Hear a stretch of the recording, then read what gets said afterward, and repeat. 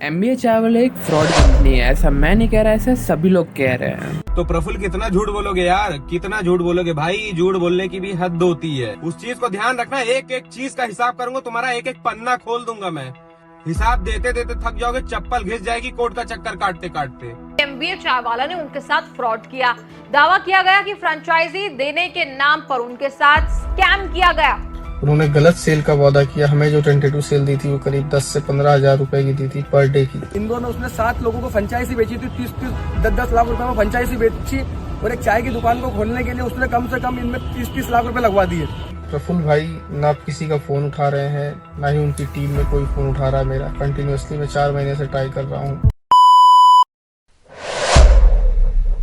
4 अप्रैल 2023 इंदौर के रहने वाले आशीष तिवारी लसूदिया के थाने के अंदर जाके एमबीए चाय वाला के डायरेक्टर प्रफुल्ल बिल्लोर के खिलाफ एफआईआर रजिस्टर करवाते हैं। उस एफआईआर के अकॉर्डिंग प्रफुल्ल बिल्लोर की कंपनी ने उनसे 10 लाख रुपए लिए थे और कहा था कि आपके आउटलेट पर मिनिमम पर डे की 10,000 की सेल होगी, बट ऐसा नहीं हुआ। आशीष ने फ्रेंचाइजी लेते समय बैंक से लोन लिया था और 10 के तो दूर की बात, उनके आउटलेट पर डेली की 600 रुपए की सेल भी नहीं हो रही है। अभी तक प्रफुल्ल के ऊपर टोटल 28 एफआईआर रजिस्टर हो चुके हैं। एमपी के रहने वाले तन्मय ने 40 लाख रुपए लगाकर उनका आउटलेट खरीदा था, लेकिन वो अभी बंद हो चुका है। सिमिलरली विनीत राय फ्रॉम लखनऊ जो कि 27 लाख रुपए लगाकर फ्रेंचाइजी ली थी, बट वो अभी आउटलेट बंद हो चुका है। फ्रेंचाइजी ओनर ने प्रॉमिस किया था कि इतनी सेल तो होगी। उस फेक प्रॉमिस के चलते एमबीए चाय वाले ने लाखों रुपए फ्रेंचाइजी फी के नाम पे और रॉ मटेरियल के नाम पर ले लिए। और आज की डेट में franchisee no loss no profit या फिर कुछ बंद हो चुकी है और उनमें से भी कुछ लॉस पर चल रही है। What is main problem? Prafull ने अपनी पब्लिक इमेज इस तरह बना रखी है जिससे उसे सभी लोग सोशल सेलिब्रिटी मानते हैं।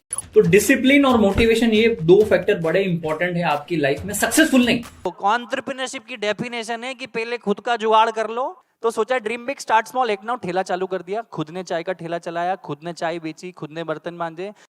एसी में बैठ के प्रोफेसर बन जाओ तो वो नौकरी अच्छी, पर रोड साइड पे जाके 5 लाख रुपए। इसके पीछे रीजन है प्रफुल्ल की स्टोरी, जिसमें उसने आपको एक वीक बैकग्राउंड से आने वाला बंदा बताया है और वो एक्शन टेकर है। स्पोर्ट साइकोलॉजी के हिसाब से हम उसी बंदे को सपोर्ट करते हैं जो वीक बैकग्राउंड से आया हो और एक्शन टेकर हो। इसी के चलते प्रफुल्ल ने इतनी फैन फॉलोइंग बना रखी है। उसमें से 10 से 15% लोग अर्बन हैं और बाकी 80 से 85% टायर 2 और टायर 3 के हैं। प्रफुल्ल ने अपने आप को एक मिडिल क्लास से आने वाला बंदा दिखाया है जिसने बहुत सारा स्ट्रगल किया है, जिसका एमबीए करने का सपना पूरा नहीं हो पाया है। और उस बंदे ने एक सिंपल सी चाय बेचकर इतना बड़ा सोशल स्टेटस अचीव कर लिया है और उसकी ऑडियंस वो सोचने लगी है कि हम क्यों नहीं कर पा रहे हैं। प्रफुल्ल ने अपनी ऑडियंस को 2 ऑप्शन दिए, बोला कि मेरी तरह स्ट्रगल करो या फिर फ्रेंचाइजी खरीद लो। इसके बाद ज्यादातर लोगों ने प्रफुल्ल के नाम खरीदना स्टार्ट कर दिया और प्रफुल्ल और उनके भाई विवेक बिल्लोरे ने आकर पब्लिक की कहा कि हम चाय नहीं, हम सपने बेचते हैं। जब लोग मुझसे चाय पीने आते थे ना, तो लोग चाय नहीं पीते थे उज्जवल से। तो मैंने कहा साला लोगों को मेरी चाय में इंटरेस्ट नहीं, मेरी बातों में इंटरेस्ट, तो बातें बताओ।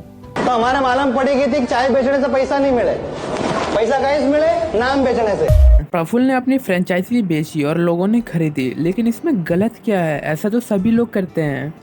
देखो, इसमें जो गलत है वो एमबीए चाय वाला का बिजनेस मॉडल है। एमबीए चाय वाला के किसी भी आउटलेट पर सेल क्यों नहीं हो रही है, उसके पीछे 3 बिग रीजंस है। First, location. एमबीए चाय वाला की ज्यादातर टायर 2 और टायर 3 के एरिया में और उनके अर्बन सिटीज में बहुत कम ही आउटलेट्स हैं। Second, audience. इनके पास जो ऑडियंस आती है वो मिडिल क्लास से है, जो अफोर्डेबल प्राइस में चाय पीना चाहती है, और ये ऑडियंस है वो है जो टपरी वाली है।